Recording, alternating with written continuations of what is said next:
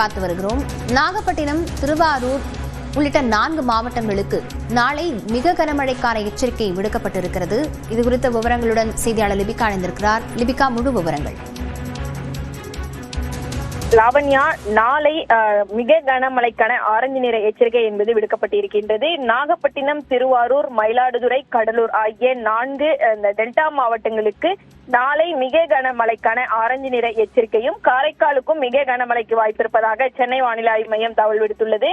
நாளை மறுநாள் காஞ்சிபுரம், செங்கல்பட்டு, விழுப்புரம், திருநெல்வேலி, தூத்துக்குடி, கன்னியாகுமரி ஆகிய 6 மாவட்டங்கள் மற்றும் புதுவையில் மிக கனமழைக்கு வாய்ப்பிருப்பதாகவும், இன்று திருவாரூர், மயிலாடுதுறை உள்ளிட்ட நாகை உள்ளிட்ட 3 மாவட்டங்கள் மற்றும் காரைக்கால் பகுதிகளில் கனமழைக்கு வாய்ப்பிருப்பதாக சென்னை வானிலை ஆய்வு மையம் தகவல் தெரிவித்திருக்கின்றது.